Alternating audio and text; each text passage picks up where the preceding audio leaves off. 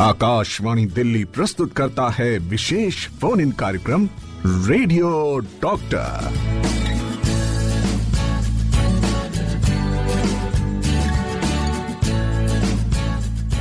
Akashvani FM rainbow पर आपका पसंदीदा कार्यक्रम रेडियो डॉक्टर लेकर आ गई है आपकी दोस्त शालिनी मित्तर। स्वीकार करिए मेरा नमस्कार।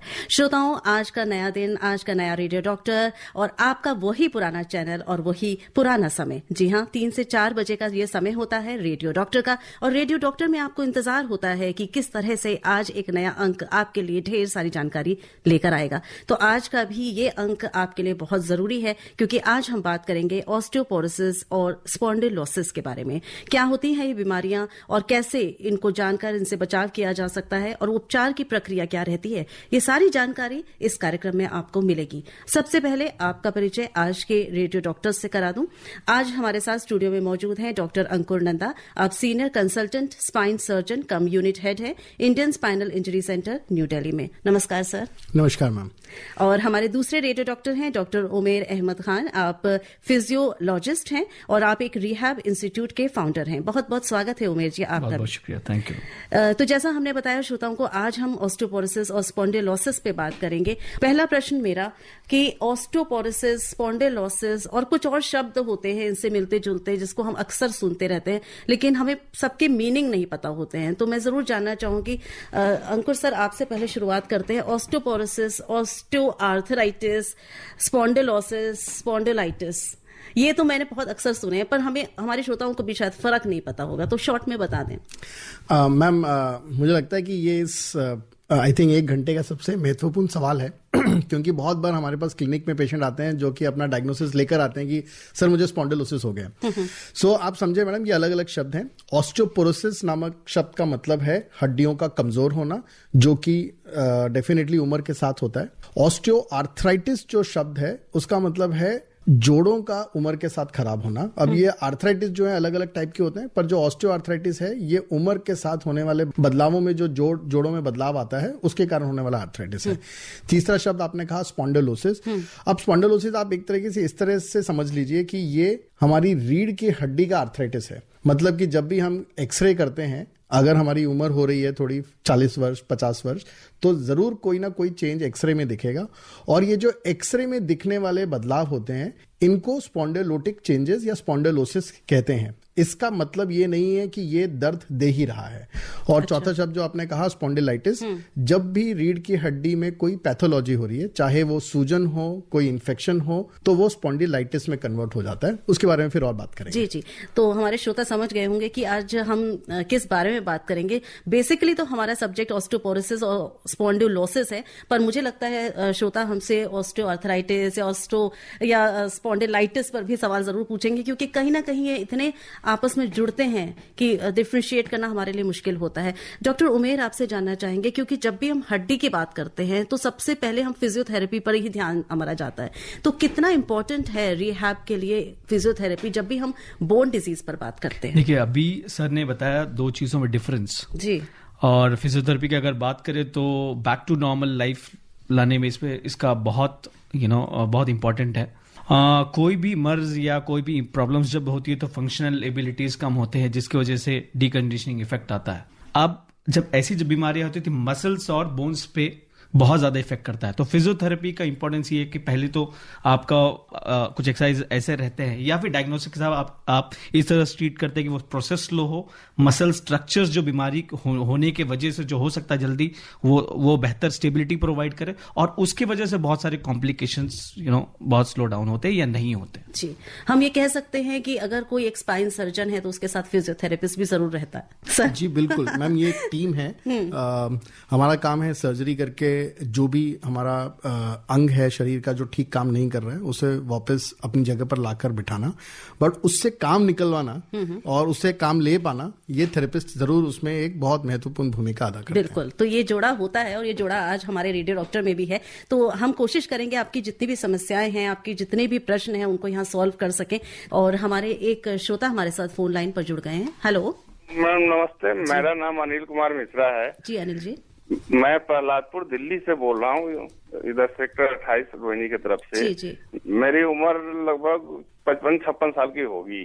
तो मैं 2017 में ही ऑपरेशन कुछ दिक्कत से वो D12 की दिक्कत, वैसे 1-2 बार MRI कराया तो उसमें था, लेकिन दर्द हमें बहुत पहले से कमर में कभी इधर कभी उधर होता था। फिर इधर उधर दिखाया तो उन्होंने कहा कि स्पाइन सर्जरी होगी, वो मैंने करा लिया। वो मैं पर भी गया था तो रीढ़ में थोड़ी सी, बैकबोन में थोड़ी सी ईंट की कोने लग गए, फिर भी चलते थे 1-2 दिन के बाद। क्या पूछना चाहेंगे अनिल जी? प्रश्न मैं ये इसके बारे में डॉक्टर साहब से पूछना है कि मैं वॉकर लेके ये 2-4 मिनट चल लेता हूँ, लेकिन बिना कुछ पकड़े मैं खड़ा नहीं हो पाता, तो इसका क्या कारण है? कुछ हो सकता है इसका निदान? जी डॉक्टर साहब आपको बताएंगे। जी सर, नमस्कार। सर आपके सवाल के लिए बहुत बहुत धन्यवाद। सर देखिए, आपका जो सवाल है एक्चुअली इतना स्ट्रेट फॉरवर्ड नहीं है मेरे लिए, क्योंकि आपको जो मुझे समझ आ रहा है, आप बिना वॉकर के सपोर्ट के खड़े या नहीं हो पा रहे या चल नहीं पा रहे हैं, मतलब कि बैलेंस जो है वो बनने में मुश्किल आ रही है। जिस तरह अगर कोई किसी को कुछ पकड़ भी ले तो जब तक के जैसे डंडा टाइप का अगर जोर से दबाएंगे नहीं हाथ से तो पांव आगे नहीं बढ़ पाता। हाँ, मैं वही कह रहा हूँ सर, जो ये दिक्कत होती है नॉर्मली अगर स्पाइनल कॉर्ड पे प्रेशर रहा होगा उस समय सर्जरी से पहले, तो रीढ़ की नस के अंदर जो सूजन आ जाती है उससे परमानेंट डैमेज होने का डर रहता है, आशंका रहती है। और कई बार ये ऑपरेशन से इम्प्रूव होते हैं, और कई बार अगर ऑपरेशन करने में लेट हो गया हो तो नहीं भी पूरी तरह इम्प्रूव हो पाता है। सो जो मुझे समझ आ रहा है, शायद थोड़ा परमानेंट डैमेज नसों पर रहा है, बट जहां तक हमने देखा है, अगर परमानेंट डैमेज हो भी, अगर मरीज खड़ा हो पा रहा है तो एक्सरसाइजेज और रिहैब से उनकी सिचुएशन में सुधार जरूर मिलता है। तो मुझे लगता है कि एक अच्छा रिहैबिलिटेशन का अगर कोशिश की जाए, थेरेपिस्ट साहब से मिला जाए और मेहनत की जाए तो आपकी सिचुएशन में सुधार आ सकता है। अभी तो मैं इतना ही कह पाऊंगा। आप कुछ पूछना चाहें? डॉक्टर उमेर भी हमारे साथ हैं, फिजियोथेरेपी के वो जानकार हैं, तो किस तरह से फिजियोथेरेपी हेल्प कर सकती है वो बता सकते हैं आपको? जी डॉक्टर नमस्ते। नमस्ते नमस्ते, शुक्रिया आपका। हाँ, मैं तो इस बार अभी बताया, आप सुन ही रहे थे, 2-2.5 साल में करवट भी नहीं बदल पा रहा था, तो एक्सरसाइज कराया है यहाँ। तो अब इतने तक हो गए कि लोग उठ के पहले को हम बैठाता था कोई दीवान पे, पलंग पे, तो दोनों तरफ से पकड़े होता था, फिर मैं खाना खाता था, कभी इधर पलट जाते थे। अब वही हाल खड़ा होकर चलने में है। अगर नहीं तो हाँ, तो ये एक्सरसाइज की ही देन है कि मैं वॉकर लेके टहल लेता हूँ 1-8 किलोमीटर तक, उसके बाद दोनों हाथ थक जाता है वॉकर पकड़े पकड़े। जी जी सर, तो सवाल आपका सही है, लेकिन यहाँ पे सबसे पहले आपकी हिस्ट्री जाननी जरूरी है, उसके अलावा इवैल्यूएशन करने की जरूरी है। आई थिंक जहां तक बात हुई, मुझे समझा कि कुछ सर्जरी आपकी हुई है।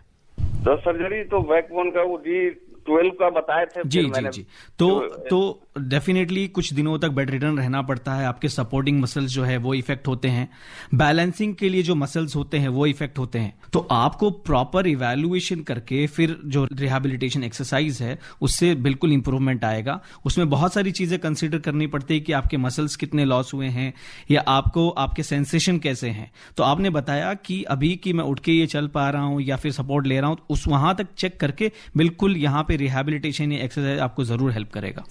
चलिए, बहुत धन्यवाद अनिल जी कॉल करने के लिए, और हमारे दूसरे श्रोता अभी इंतजार कर रहे हैं।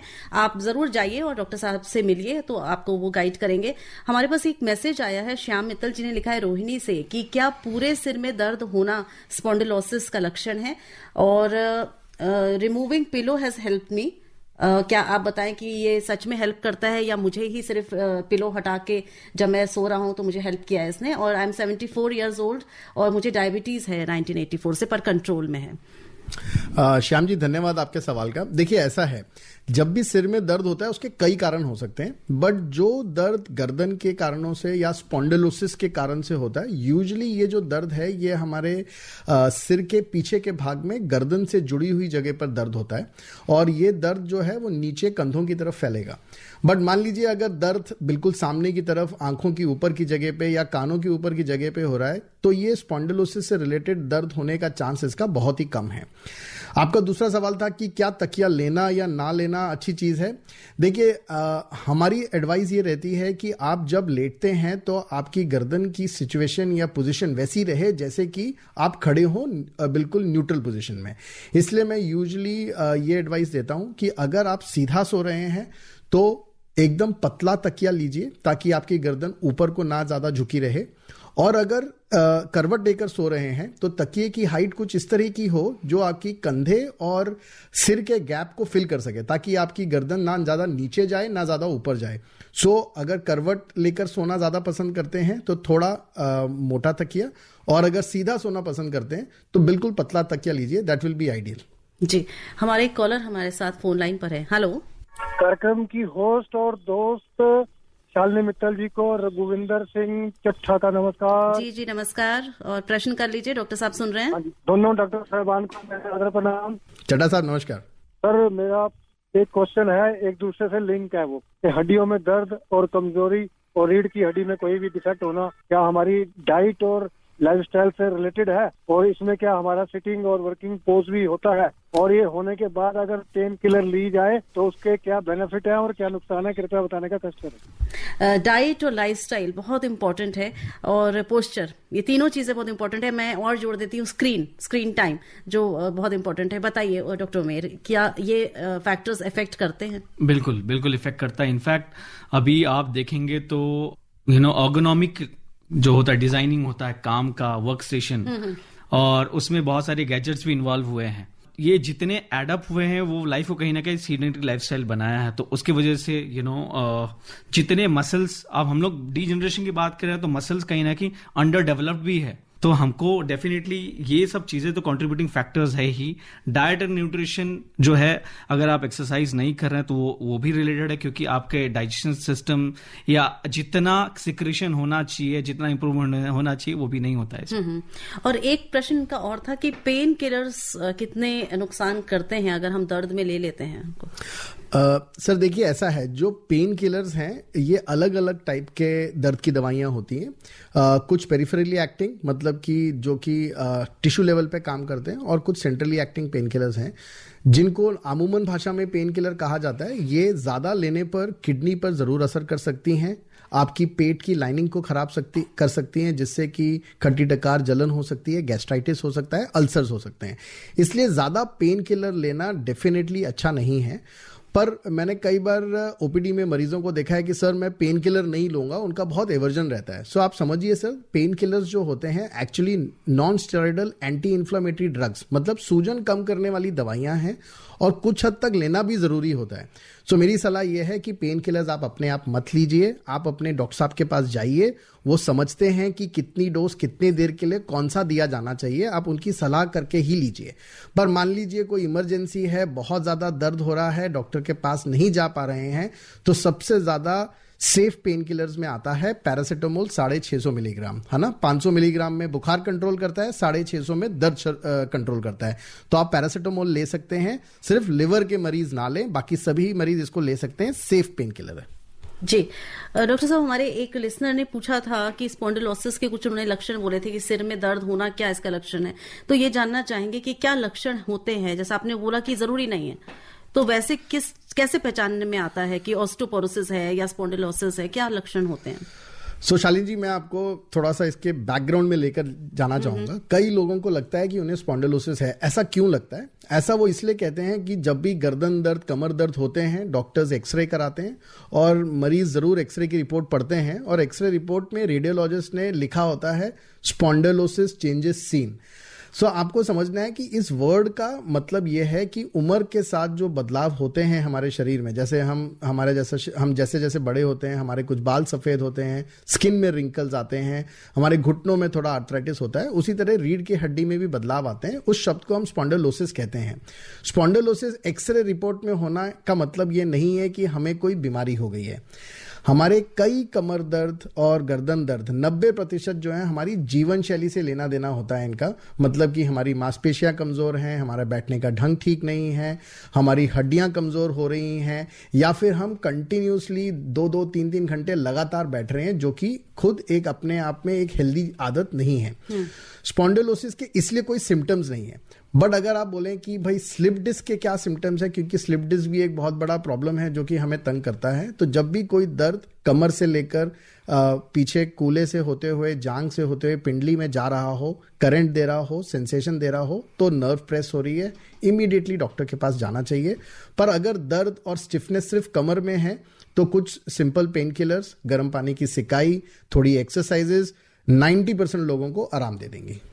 तो ऐसा आपका मानना है कि ये एक ऐसी डिसीज है जो होना है, मतलब 90% of people because of ageing, तो उसको सेल्फ कंट्रोल भी किया जा सकता है, जरूरी नहीं है कि हमेशा ही मेडिकेशन या उससे आगे जाया जाए? बिल्कुल मैम, देखिए मेडिकल साइंस में सबसे कॉमन प्रॉब्लम जो ह्यूमन काइंड को तंग करती है वो जुकाम है और दूसरे नंबर पे कमर दर्द है। पूरी जीवन में 80% लोगों को एक ना एक बार कमर दर्द होता ही होता है। बट अच्छी चीज ये है 90% ऑफ द टाइम्स वो हमारी लाइफस्टाइल से रिलेटेड होता है। तो जरूर आपको कमर दर्द हो सकता है, पर अगर जीवन शैली को सुधारेंगे, कसरत करेंगे तो ये सुधर जाएगा जी। और ऑस्टियोपोरोसिस की अगर हम बात करें तो ऑस्टियोपोरोसिस के डॉक्टर उमेर बताएं आप, क्या आपके पास जो पेशेंट्स आते हैं क्या वो हड्डी टूटने के बाद आते हैं और तब पता चलता है कि उनको ऑस्टियोपोरोसिस है, ऐसा कुछ आपने देखा है? अब porosis, osteo means bone and porosis means porotic, मतलब खोखला टाइप होना। अगेन आप देखेंगे तो ये डीजनरेशन का ही पार्ट है। और इसमें हमारे पास जो पेशेंट्स आते हैं आप देखेंगे कि अगर एजिंग है तो सबसे पहले सपोर्ट सिस्टम की बात करेंगे, मसल्स। ऐसा कोई भी इशू आर्थराइटिस डेवलप नहीं होता जब तक उसकी मांसपेशियां सपोर्ट सिस्टम जब तक डीजनरेट वो भी ना हो। द गुड थिंग इज कि ऑस्टियोपोरोटिक पेशेंट्स हमारे पास जब आते हैं तो हाँ, फ्रैक्चर्स और फॉल और अर्ली फ्रेजाइल बोन होने से फ्रैक्चर्स हो सकते हैं, बट अगर पोरोटिक है तो आप देखोगे पेन उनको रहता है। तो हमारा काम ये रहता है कि पेन सिम्टोमेटिक रिलीफ दो, मोडालिटीज दो, लेकिन सबसे लॉन्ग टर्म ट्रीटमेंट जो उनका होता है मेंटेनेंस पे, उसका ये काम होता है कि आप सपोर्ट सिस्टम को सुधारो। तो आप पेन के साथ में आप मैनेज करते हुए कि ऐसे पेशेंट्स को हम एक्सरसाइजेस दे और उनका चाल सुधरे, उनके जो मसल्स है वाइल्ड मूवमेंट उनको सपोर्ट करे, तो इससे बहुत हद तक प्रॉब्लम सॉल्व होता है। तो क्या ऑस्टियोपोरोसिस होने के बाद ही वो एक्सरसाइजेस की जा सकती हैं कि प्रिकॉशनरी उनको पहले से भी किया जा सकता है? बहुत इंपॉर्टेंट प्रॉब्लम है, बहुत इंपॉर्टेंट क्वेश्चन है ये। देखिए दो तरह का एक देखा जाता है सिक्रेशंस में भी, या bone formation, osteoclast and osteoblast. Clast मतलब होता है कि cut down of the bone, देखेंगे कि पोरोसिस का ये है कि कैल्शियम आपका कट डाउन हो रहा है। पोरोसिस मतलब उसमें खोखला हो रहा है, और एक ब्लास्ट एक्टिविटीज है। सो अगर दो प्रोसेस है, अगर ऑस्टियोब्लास्ट बोन फॉर्मेशन या फिर डीजनरेशन को कम करना तो ऑस्टियोब्लास्ट जो है वो होना जरूरी है। अब वो किस तरह होता है कि जॉइंट जो है या प्रेशर आने से या खेल कूदने से या फिजिकल एक्टिविटी करने से वो प्रोसेस जो है वो कंटिन्यूस रहता है। अगर आप एक्सरसाइज नहीं करते हैं या फिजिकल एक्टिविटी नहीं होता है या मूवमेंट नहीं होता तो ऑस्टियोक्लास्ट एक्टिविटीज वो कंटिन्यूसली वो मात्रा ज्यादा होती है। तो डेफिनेटली एक्सरसाइज का बहुत बड़ा इंपॉर्टेंट रोल है कि जो आपके बोन कंडीशंस को, जॉइंट कंडीशंस को और मसल कंडीशंस को इंप्रूव करने के लिए या बेहतर एक्सरसाइज जो है वो आपको इस कंडीशन से बचा सकती है। बिल्कुल, और यही एक वजह है कि डीजनरेशन भी आज बहुत जल्दी एज में दिख रहा है। जी जी, यहाँ पर हम फिर एक ब्रेक लेंगे और लौट कर आएंगे। आप हमें फोन कर सकते हैं, आप हमें मैसेज कर सकते हैं, अपने प्रश्न हमसे पूछ सकते हैं। आज हम ऑस्टियोपोरोसिस और स्पॉन्डिलोसिस पे बात कर रहे हैं, तो आप हमारे फोन नंबर्स एक बार पुनः नोट कर लें अगर नए श्रोता हमारे साथ जुड़े हैं आज। 23421080, 23421082, व्हाट्सएप नंबर है 9868107070। आप सुन रहे हैं विशेष फोन इन कार्यक्रम रेडियो डॉक्टर। आप है कार्यक्रम रेडियो डॉक्टर में, और आज रेडियो डॉक्टर में बात कर रहे हैं ऑस्टियोपोरोसिस स्पॉन्डिलोसिस पर। हमारे रेडियो डॉक्टर्स हैं डॉक्टर अंकुर नंदा और डॉक्टर उमेर अहमद खान। बहुत सारे हमारे पास मैसेजेस आ चुके हैं डॉक्टर साहब, आप कहें तो हम इनको शुरू करें। एक श्रोता भी हमारे वेट कर रहे हैं फोन लाइन पर, पहले इनसे बात कर लेते हैं। हेलो जी। हाँ जी, दोनों डॉक्टर साहब बहुत नमस्कार। अपना नाम बता दीजिए। संदीप बोल रहा हूँ मैं। कहाँ से बोल रहे हैं? दिल्ली से बात कर रहे हैं जी। अपना प्रश्न कर लें। प्रश्न ये है, मेरा एक जानकार है, उसका ना गर्दन से ऊपर का ऑपरेशन हुआ था, और जब से ऑपरेशन होने के बाद में ना उसका एक हाथ ना काम करना ही छोड़ गया, यानी ना मात्र काम करता 10-20%, यानी आंगी सीधी सीधी रहती है, हाथ भी कम उड़ता है, जबकि कुछ भी नहीं हुआ था, ऑपरेशन की वजह से हो गया वो डैमेज। तो काफी मेहनत के लिए फिजियोथेरेपी ले ली, और वो सोच रहा था कि ना डिसेबिलिटी सर्टिफिकेट बनवा दे, तो वो भी नहीं बन रहा, ना वो ठीक हो रहा है, पता नहीं वो बीच में अटका, वो उसको पता ही नहीं कि क्या हो गया, वो क्या इलाज करे क्या नहीं करे। तो क्या अभी पूछना चाहेंगे डॉक्टर साहब से आप? हाँ जी हाँ, तो सब पूछना चाहेंगे ना कि क्या अगर वो ठीक हो सकता है या फिर डिसेबिलिटी परमानेंट डिसेबल हो गया है वो। क्या होगा उसके साथ? आपको दिखाना पड़ेगा एक बार डॉक्टर साहब के पास जाकर। डॉक्टर अंकुर नंदा। सर आपके सवाल के लिए धन्यवाद। देखिए मुझे पता है आप अपने दोस्त के लिए काफ़ी चिंतित हैं, पर आप इस बात को समझें सर, सिर्फ इतनी जानकारी पे कोई सटीक जवाब दे पाना मेरे लिए इतना आसान नहीं है। पर देखिए यूजुअली अगर कोई कमजोरी आई है हाथ में, कोई ना कोई कारण रहा होगा जिसके लिए ऑपरेशन हुआ है, और तो ही हमें पता चलेगा कि किस कारण से कमजोरी आ रही है। बट जो भी कमजोरी होती है सर, इनिशियल डेज में तो कसरत से इंप्रूव होने का चांस काफी होता है। पर अगर मान लीजिए 2 साल के ऊपर हो गए हैं और इम्प्रूवमेंट नहीं हो रही है, तो फिर अगर आप डिसेबिलिटी सर्टिफिकेट चाह रहे हैं तो सर वो जरूर मिलेगा। पर आप इस बात को समझें, जितने डिसेबिलिटी सर्टिफिकेट्स होते हैं ये सिर्फ सरकारी अस्पताल की जो मान्य कमेटी होती है उनके द्वारा जब इशू किए जाते हैं तभी ये मान्य होते हैं। तो आपको गवर्नमेंट हॉस्पिटल में जाकर अगर 2 साल से ऊपर हो गया है उनके बोर्ड से मिलना पड़ेगा, और वहां से डेफिनेटली आपको डिसेबिलिटी सर्टिफिकेट इशू होगा। जी, एक और हमारे लिसनर हमारे साथ हैं। हेलो मैडम जी। जी जी नमस्कार। डॉक्टर साहब को नमस्कार। नमस्कार सर। हाँ सर, मेरे पीठ में ना लगभग 1 महीने से बहुत दर्द है। मैंने डेक्सा कराया तो वो डॉक्टर बोले हड्डियों कमजोर है, MRI में भी कुछ नहीं आया, और मुझे चक्कर भी बहुत आते हैं, और मेरा वेट भी बहुत लॉस हो गया।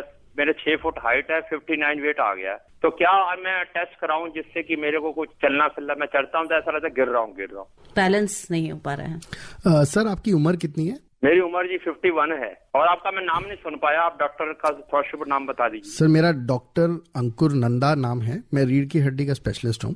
आप कहाँ बैठते हैं सर? सर मैं इंडियन स्पाइनल इंजरी सेंटर वसंत कुंज में बैठता हूँ। जी जी। आपके क्वेश्चन पे आते हैं सर। आप कह रहे हैं कि पीठ में काफी दर्द है और बैलेंस नहीं बन पा रहा है ना? ये 2 तकलीफों से आप जूझ रहे हैं। चक्कर बहुत आते हैं, जैसे घूमता हूँ मैं कभी कभी 1-2 दिन छोड़ के, ऐसा चक्कर आता है कि घूम रहा हूँ बस। और आपने बताया कि MRI हुआ है और MRI की रिपोर्ट नॉर्मल आई है। जी सर देखिए, जो MRI की रिपोर्ट अगर बिल्कुल नॉर्मल है रीढ़ की हड्डी की, तो फिर मैं समझता हूं कि सर कोई ऐसा कारण जिसकी वजह से कोई हड्डी में खराबी हो रही हो, ये तो बहुत ही अनलाइकली है, क्योंकि सर MRI एक बहुत ही सेंसिटिव टेस्ट होता है और ये बीमारी मिस नहीं करता है। अच्छा, जैसे मैं पहले भी बता रहा था, कमर के दर्द जो होते हैं 90% लोगों में जीवन शैली की तकलीफों की वजह से होते हैं, मांसपेशी की कमजोरी, हड्डियों की कमजोरी और इन कारणों से। सो जहां तक मुझे लगता है पहले ये आप ट्राई करके देखें, इन सब चीजों से इंप्रूवमेंट मिल सकता है। जो अभी मैं नहीं जवाब दे सकता वो है बैलेंस के ऊपर, क्योंकि बैलेंस कई कारणों से खराब हो सकता है। रीढ़ की हड्डी उसमें से एक कारण है, जो कि आप कह रहे हैं MRI बिल्कुल ठीक है पूरी रीढ़ की हड्डी का। सर वेट लॉस क्यों हो रहा है ये भी कुछ? सर वही मैं कह रहा हूँ, वेट लॉस के भी कई कारण होते हैं सर।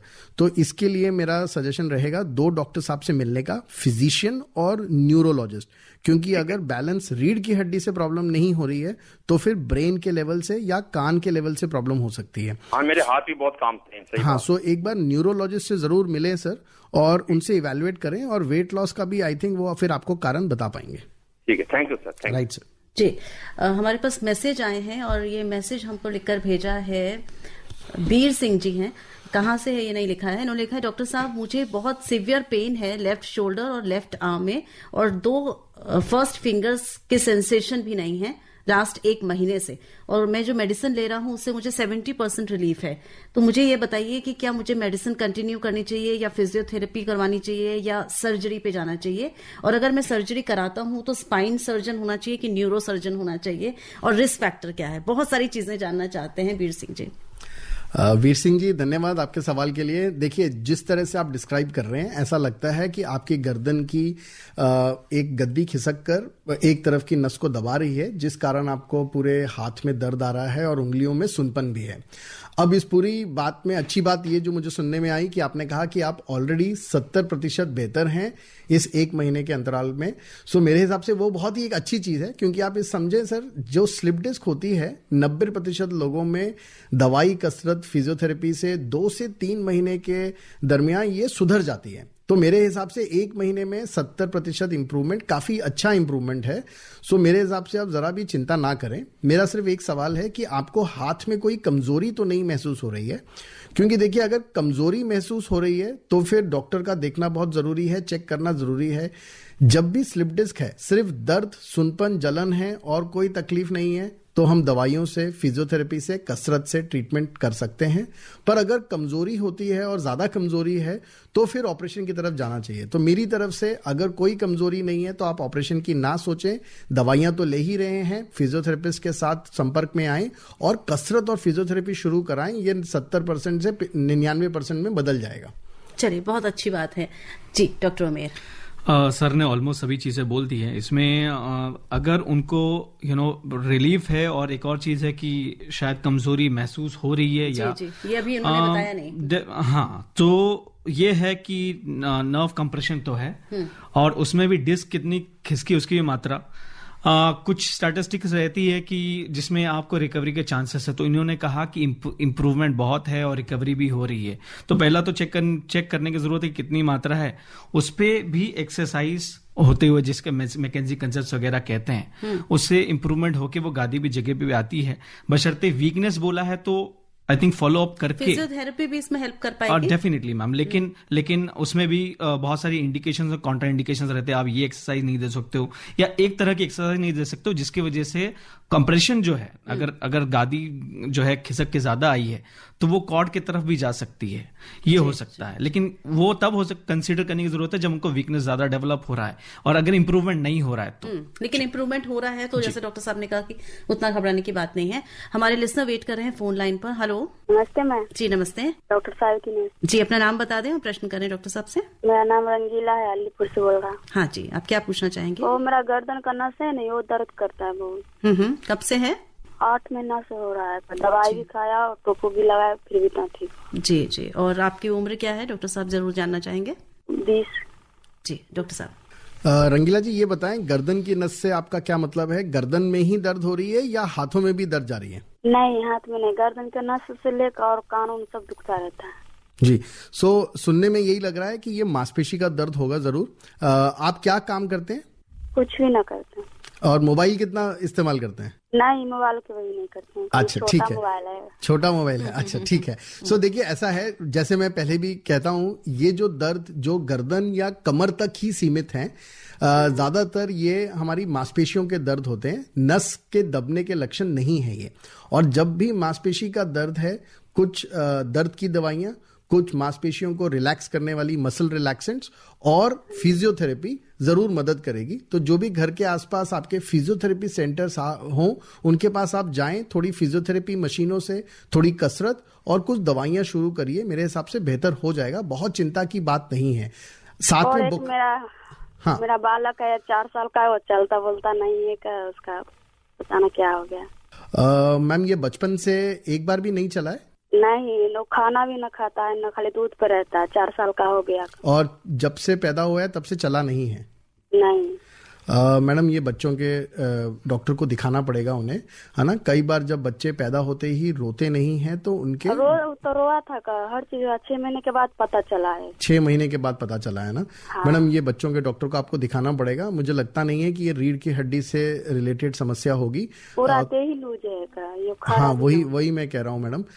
आप उनको, बच्चों को डॉक्टर को दिखाइए, वो इवेलुएट करके आपको बता पाएंगे। बहुत बहुत धन्यवाद। और शीघ्र आप जाइए उनको लेकर डॉक्टर के पास और दिखाइए, जैसा डॉक्टर साहब कह रहे हैं। हमारे पास ये मैसेज भी आया हुआ है, इसमें ये हमसे पूछ रहे हैं कि हमारी उम्र जो है 72 इयर्स है। उमर नाम है इनका, निसार मास्टर इनका नाम है। उनकी उम्र 72 इयर्स है, मेरठ में रहते हैं। इन्होंने लिखा है कि मेरे कूल्हे में दर्द रहता है, पंजों में सूजन रहती है, पूरा दिन जो है मुझे परेशानी रहती है और दवाई मैं खा रहा हूं लेकिन आराम नहीं मिल पा रहा है।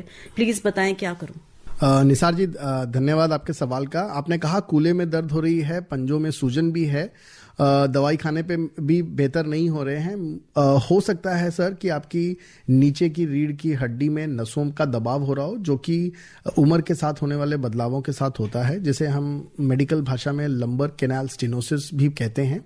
पॉसिबल है। मेरे हिसाब से जो भी नज़दीकी हड्डी के डॉक्टर या न्यूरोसर्जन डॉक्टर साहब हैं उनसे मिलें, वो ज़रूर आपको एक MRI का टेस्ट करने के लिए बोलेंगे। आप वो ज़रूर कराएं ताकि हमें पता लग सके कि ये जो नसें में आपको दर्द हो रहा है ये क्यों हो रहा है।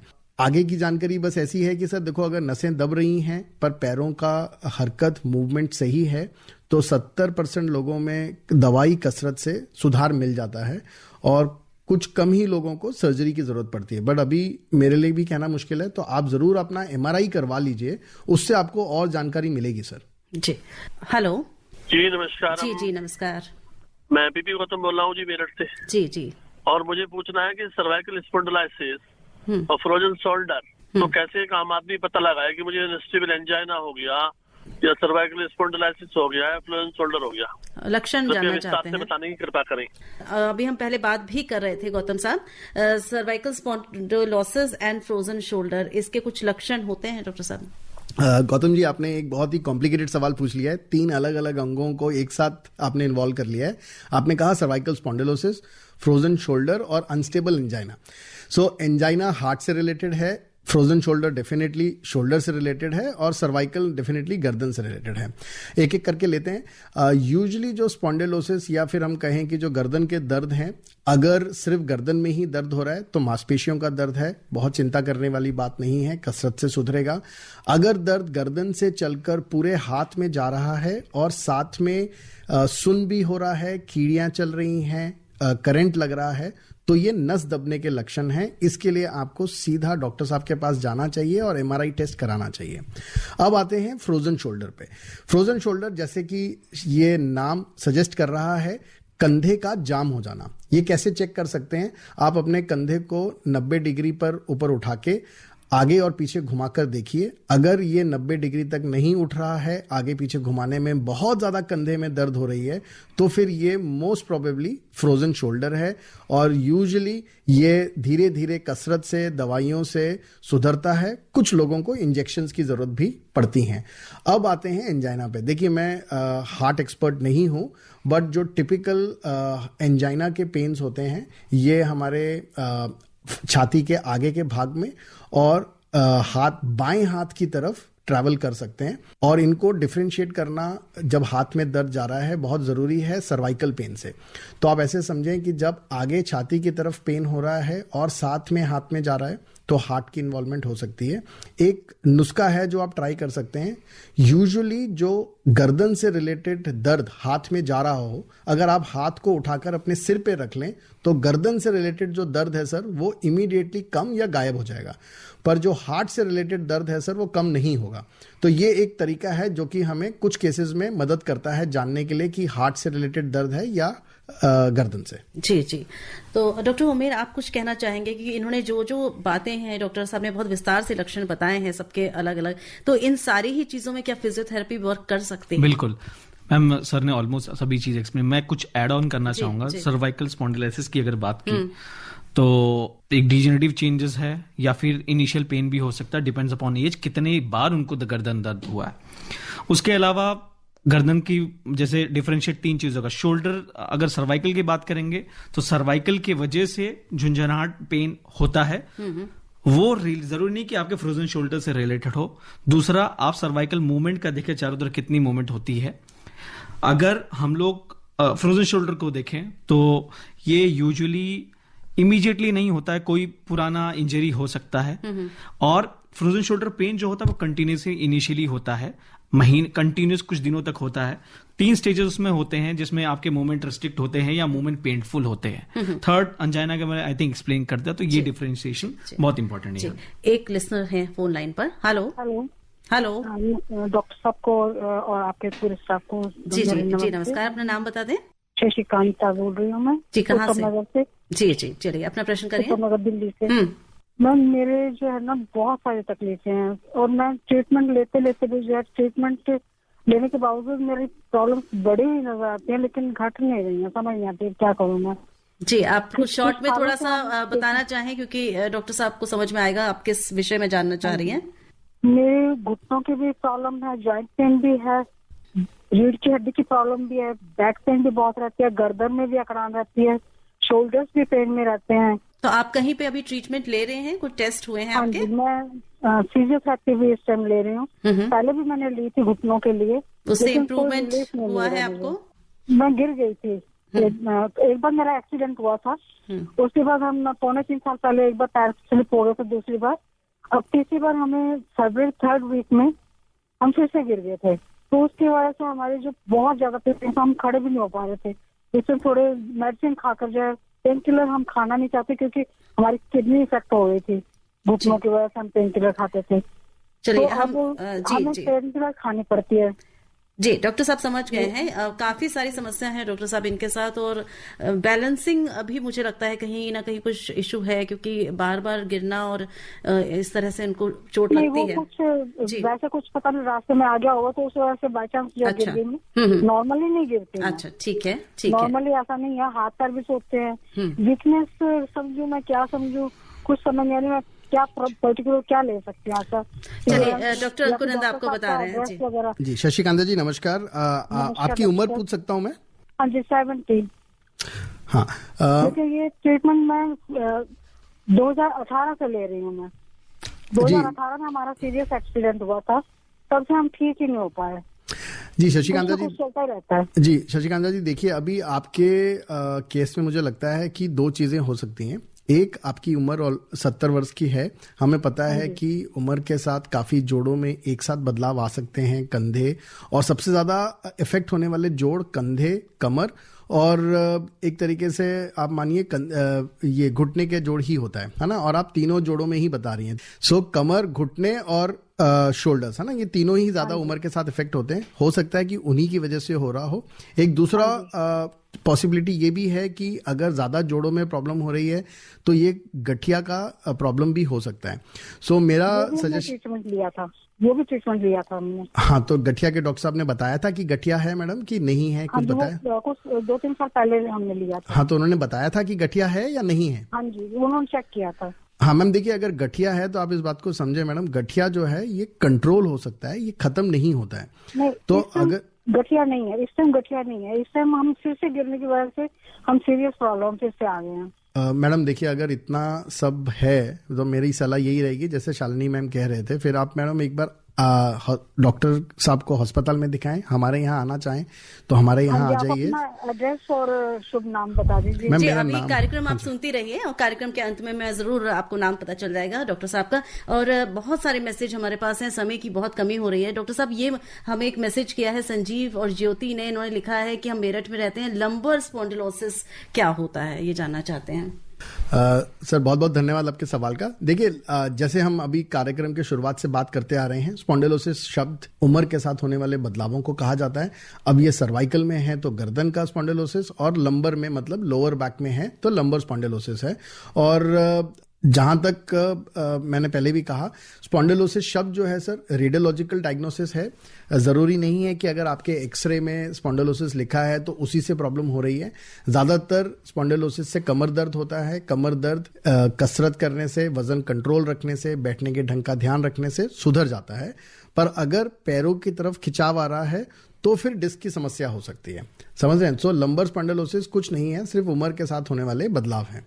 जी एक हमारे कॉलर्स को ले लेते हैं। Hello ji ma'am, Shalini ma'am, good afternoon. Doctor good afternoon ji sir, my name is Sanjeev ji, and I have got herniated disc at L3 and L4 and C3 and C4, there are two of them, and I'm suffering from this for the last 2 years.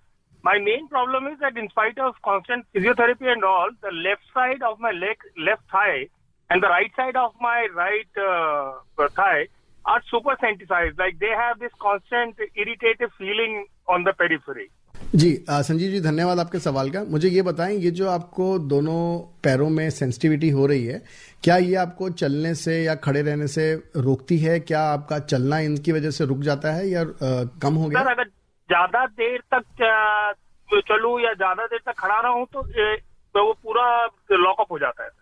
जी सो देखिए sir, जब भी ये slip disc type की situation होती है जिससे पैरों में दर्द या सुनपन हो रहा है, हम 1.5 से 3 महीने के लिए दवाइयाँ, कसरत, फिजियोथेरेपी की सलाह देते हैं। बट अगर मान लीजिए 3-4 महीने के बावजूद भी ये प्रॉब्लम सॉल्व नहीं हो रही है, देन इसका अगला स्टेप है कमर में इंजेक्शन, जिनको कि हम रूट ब्लॉक्स कहते हैं, वो ट्राई करना। और अगर कमर के इंजेक्शन से भी फायदा नहीं मिलता है तो फिर सर्जरी की तरफ सोचा जा सकता है, अगर मैचिंग सिम्टम्स हैं एमआरआई के साथ। सो अभी जो मुझे समझ आ रहा है sir, MRI is done, even the neural conductivity test is done and they show significant lower value in the conductivity नहीं सर, test, आपने and बोला MRI is confirmed herniated disc. हाँ हाँ वही कह रहा हूँ सर, आपके MRI मैं में यहाँ आपने पर बोला। थोड़ा सा टोकना चाहूंगी आपको कि ये हमारा कार्यक्रम हम एक जनरल अवेयरनेस के लिए कर रहे हैं। बहुत सारे हमारे श्रोता हैं जो इस विषय जी I appreciate that, ma'am. Ji Thank ji you तो for- बहुत बहुत धन्यवाद, आप प्रश्न No, कर रहे thank हैं, you so very much. लेकिन और भी हमारे श्रोता हैं जो जानना जी, चाहते जी, हैं, तो हम एक बिल्कुल, बिल्कुल, जनरलाइज्ड प्रोग्राम कर रहे हैं। I got thank the you so basic much, thing from doctor. Thank you Thank so much. और ये आप इसके बारे में और जानने के लिए या और आपको डिटेल चाहिए तो आप डॉक्टर साहब से सीधे जाकर संपर्क करें और उनसे बात करें। बहुत सारे हमारे श्रोता हैं जो मैसेज लिख चुके हैं, वेट कर रहे हैं अपने प्रश्न के जवाब का, और ये लिख रहे हैं शौविक सामांता जी की योगा कैसे हेल्प करता है, ये प्रश्न हमें किया है। दूसरे हमारे श्रोता ने कि रिवर्स शोल्डर ऑपरेशन क्या होता है। बहुत सारी ऐसी चीजें हैं डॉक्टर साहब जो हम शायद यहाँ पर समय की कमी के कारण डिस्कस नहीं कर पाएंगे। राकेश जी लिख रहे हैं कि नी लिगामेंट ट्रीटमेंट क्या होता है, नी का लिगामेंट ब्रेक हो जाए तो क्या किया जाता है। और यशपाल जी मुझे लिख रहे हैं द्वारका से कि डेक्सा स्कैन किस एज में कराना चाहिए। सर ये हम ले सकते हैं प्रोग्राम, क्योंकि बहुत लंबे लंबे और आंसर्स होंगे तो शायद समय नहीं मिल पाएगा। डेक्सा स्कैन कब कराना चाहिए डॉक्टर साहब? मैडम ये एक बड़ा ही इंपॉर्टेंट सवाल है और डेक्सा वाला सवाल ही पहले लेंगे। देखिए ऐसा है, पहले हमें समझना है कि डेक्सा स्कैन किस लिए करते हैं। डेक्सा स्कैन हम करते हैं हड्डी की मजबूती या कमजोरी समझने के लिए। अब फिर यह समझना जरूरी है कि ज्यादातर कमजोरी कब होती है, किसे होती है। सो अनफॉर्चुनेटली ऑस्टियोपोरोसिस जो है ज्यादातर महिलाओं को इफेक्ट करता है, और ये इसलिए इफेक्ट करता है क्योंकि जब महिलाओं में जो मंथली पीरियड्स हैं, मेंसेस हैं, जब ये खत्म होते हैं तो इनके शरीर में ईस्ट्रोजन नाम का हार्मोन जो है ये सर्कुलेट होना बंद हो जाता है, इसकी मात्रा चली जाती है और ये हड्डियों को प्रोटेक्ट करता है। सो हड्डियों में से कैल्शियम लीक होने लगता है जिससे कि हड्डियां कमजोर होती हैं। सो सबसे पहले तो वो महिलाएं जो मेनोपॉज के पास हैं या मेनोपॉज हो गया है, उन्हें डेफिनेटली एक डेक्सा स्कैन करना चाहिए ताकि उन्हें पता चले कि उस समय हड्डियों की क्या सिचुएशन है। अगर शुरुआती टाइम पे ही बहुत हड्डियां कमजोर हो गई हैं तो ट्रीटमेंट शुरू करना जरूरी है। मेल्स में यूजुअली डेक्सा स्कैन 70 वर्ष के बाद ही हम रिकमेंड करते हैं, क्योंकि मेल्स में समहाउ नेचुरली ऑस्टियोपोरोसिस सेट इन होने का चांस कम होता है। अगर आपके पेरेंट्स को ऑस्टियोपोरोटिक फ्रैक्चर या ऑस्टियोपोरोटिक फ्रेजिलिटी बोन फ्रैक्चर्स रहे हैं तो आप में रिस्क ज्यादा है ऑस्टियोपोरोसिस जल्दी डेवलप करने का। इसलिए जितनी भी मेरी महिला पेशेंट होती हैं मैं उनसे जरूर पूछता हूं कि उनकी मदर को कोई ऑस्टियोपोरोटिक फ्रैक्चर था, या कोई सीनियर लेडी मेरे पास आती हैं 70 साल की जिन्हें फ्रैक्चर हुआ है, ऑस्टियोपोरोसिस है, तो मैं उन्हें बेटी से बात करने के लिए कहता हूं कि वो अपनी हड्डियों का जरूर ध्यान रखें, क्योंकि मदर डॉटर रिलेशन इसमें बहुत ज्यादा स्ट्रांगली कोरिलेट करता है। तो आपका ये कहने का मतलब है कि अगर मदर को है तो डॉक्टर को होने के चांसेस बढ़ते हैं? चांसेस हायर है मैडम। अच्छा जी। तो अगर हमें ये जानकारी होती है कि हमारे घर में है, हमारे सीनियर्स जी, अगर आपके बड़े बूढ़ों में लेडीज में ऑस्टियोपोरोसिस तो है डेक्सा स्कैन पहले कराना चाहिए? आपको सही समय पर करा लेना चाहिए और डबल केयरफुल रहना चाहिए, क्योंकि मैडम देखिए ऑस्टियोपोरोसिस का बेस्ट इलाज है प्रिवेंशन। इसे होने ही मत दीजिए। जी जी बिल्कुल। तो इसके लिए क्या हम लाइफस्टाइल पे तो हमने बात की, डाइट पर भी हमने थोड़ी सी बात की, तो क्या कुछ कैल्शियम या विटामिन डी या मल्टीविटामिन इन सब का भी कुछ रोल होता है? मैम सभी चीजों का रोल है एक्चुअली। सो मैं यूजुअली ये एडवाइस करता हूं कि जब आप ऐसी उम्र में पहुंच रहे हैं जब पीरियड्स बंद होने वाले हैं, आप कैल्शियम विटामिन डी उसी समय शुरू कर लें, पीरियड्स बंद होने से पहले ही 1-2 साल पहले शुरू कर लें। सो कैल्शियम और विटामिन डी की मात्रा हमारी बॉडी में जरूर नॉर्मल रहनी चाहिए, मेंटेन करना चाहिए। साथ ही साथ जैसे डॉक्टर उमेर ने कहा, कसरत करना बहुत जरूरी है, क्योंकि मैडम जो वेट बेयरिंग एक्सरसाइजेस होती हैं जिससे हमारी हड्डियों पे वजन आ रहा है, ये हड्डियों को और मजबूत होने में मदद करती हैं। ये बॉडी का नेचुरल सिस्टम है। सो कसरत, कैल्शियम विटामिन डी का सपोर्ट और साथ ही साथ खुराक, जैसे मिल्क प्रोडक्ट्स हैं, सोया है, अगर वेजिटेरियन है तो जो भी प्रोटीन जो हमें मिलती है जैसे कि स्प्राउट्स हैं, ये सब जरूर लें, क्योंकि हड्डियों में हम सोचते हैं कि सिर्फ कैल्शियम और विटामिन डी है, एक्चुअली हड्डियों का एक बहुत बड़ा पार्ट प्रोटीन से बना होता है। अच्छा। तो प्रोटीन इंटेक भी बहुत ज्यादा जरूरी है। सो सही डाइट, कैल्शियम और विटामिन डी का सपोर्ट प्लस एक्सरसाइज, ये आपको हड्डियों को कमजोर होने से रोकता है। जी। सीमा जी ने हमें अपनी पूरी रिपोर्ट भेजी है, तो सॉरी सीमा जी, हम रिपोर्ट्स यहाँ नहीं पढ़ पाएंगे। आपने सिर्फ साथ में लिखा है कि lot of pain in my back with reports. तो ये रिपोर्ट लेकर आप जरूर डॉक्टर के पास आपको जाना पड़ेगा, क्योंकि हम इस कार्यक्रम में रिपोर्ट्स यहाँ पर नहीं लेते हैं। और भी बहुत सारे हमारे पास मैसेजेस हैं, नाम भी लेने का समय नहीं है। विभा पारिक जी ने लिखा है, हमें बहुत सारे, विपिन जी ने लिखा है, और भी बहुत सारे श्रोता हैं जिन्होंने हमें लिखकर भेजा है। तो बहुत बहुत धन्यवाद कि आप लोग कार्यक्रम सुन रहे हैं, और इस कार्यक्रम को जिसने भी पूरा सुना उसे बहुत कुछ आज जाने को मिला होगा। चलते चलते बस मैं ये चाहूंगी आप दोनों दो मिनट लेकर जितना समय है उतने में आप मुझे थोड़ा सा ये बता दें हमारे श्रोताओं को, जैसे आपने बताया डॉक्टर उमेर कि आप पिलाटिस करवाते हैं, आप फिजियोथेरेपी अपने इंस्टीट्यूट में कराते हैं, तो किस तरह से ये हेल्प कर सकता है इन बीमारियों से बचने में? बिल्कुल, जैसे अभी किसी ने योगा की बात की, जी हाँ, हम लोग एरोबिक्स भी सुनते हैं, पिलाटिस भी सुनते हैं। As a full exercise protocol में बात करूं, yoga mind and body connection है, हर बॉडी के नेचुरल जो नेचर में है उसकी पोस्चर्स को और माइंड कनेक्शंस का, more works on mind and body and flexibility. Pilates जो है वो अभी नया कंसेप्ट है जो कि पेट पे abdominal muscles and all the postural muscles पे काम करता है, बहुत अच्छे से सपोर्ट करता है। और ये जो है मसल्स को जैसे डीकंडीशनिंग की बात करें तो उसमें बहुत सपोर्ट करता है, बैलेंसिंग मसल्स बहुत सुधारता है। और जब एंटी ग्रेविटी एक्सरसाइजेस होते हैं सबसे ज्यादा, क्योंकि आप कोई बॉडी वेट नहीं यूज कर रहे हो, आपकी अपर बॉडी और लोअर बॉडी अगेंस्ट ग्रेविटी रहती है, तो स्टेबिलिटी में सबसे ज्यादा हेल्प करता है। तो ये जितने जोड़ों के दर्द है या बॉडी के दर्द है, कमर के दर्द, सभी मसल्स को सपोर्ट सिस्टम का बहुत अच्छा डेवलप करके रखता है। उससे क्या होता है, आपके जब कोई इश्यूज होते तो रिकवरी में भी हेल्प करता है, इंजरी प्रिवेंशन में भी हेल्प करता है। दूसरी कुछ एक्सरसाइज की अगर बात करें, एरोबिक्स की बात करें, तो डेफिनेटली एक पूरी बॉडी के कंडीशनिंग के साथ साथ आपके हार्ट की कंडीशन को भी बहुत अच्छा रखता है। जी जी। डॉक्टर अंकुर नंदा, आपके क्या क्लोजिंग कमेंट्स रहेंगे? मैम, क्लोजिंग कमेंट्स वही हैं जो सामान्य ज्ञान सभी को पता है, बस उसको स्ट्रेस करना चाहूंगा। रेगुलर एक्सरसाइज करिए, है ना, एटलीस्ट हफ्ते के 5 दिन। अच्छा खाना, पौष्टिक आहार लीजिए और वजन ना बढ़ने दें। स्मोकिंग और ड्रिंकिंग बहुत ही कम, जितना मॉडरेशन में कर सकते हैं। स्मोकिंग तो ना ही करें तो बेटर है। Drinking in a very minimal amount can be done. और साथ ही साथ अपना स्क्रीन टाइम कट डाउन करिए, वॉक्स पर जाइए और हेल्दी लाइफस्टाइल जिए। जी, तो बहुत बहुत धन्यवाद देना चाहेंगे अपने आज के दोनों रेडियो डॉक्टर्स को कि आप समय निकाल कर यहाँ आए हैं। और आज हमने बात की ऑस्टियोपोरोसिस एंड स्पॉन्डिलोसिस की, और बहुत सारे प्रश्न हमारे पास आए। और अगर हम चलते चलते यही कहना चाहेंगे कि जो भी हम यहाँ से बता रहे हैं वो आपको सिर्फ अवेयर करने के लिए बता रहे हैं। अगर आपको कुछ लगता है तो आप डॉक्टर से मिलिए, अपनी रिपोर्ट्स दिखाइए, चेकअप कराइए, और उसके बाद जैसा ट्रीटमेंट मॉड्यूल वो बताते हैं उसको फॉलो करें। प्लीज अपने सुनकर कोई भी चीज शुरू ना करें। हमारे साथ रहे doctor Ankur Nanda, senior consultant spine surgeon cum unit head, Indian spinal injury centre New Delhi, और डॉक्टर उमेर अहमद खान जो कि फिजियोथेरेपिस्ट हैं। आप दोनों का बहुत बहुत धन्यवाद हमारे स्टूडियो में आने के लिए। और अब स्वीकार करिए शालिनी मित्तल का भी नमस्कार। नमस्कार डॉक्टर साहब। नमस्कार मैम, बहुत बहुत धन्यवाद हमें बुलाने के लिए। Thank you sir. अभी आप आकाशवाणी दिल्ली से विशेष फोन इन कार्यक्रम रेडियो डॉक्टर सुन रहे थे। कार्यक्रम की प्रस्तुतकर्ता थी शालिनी मित्तल।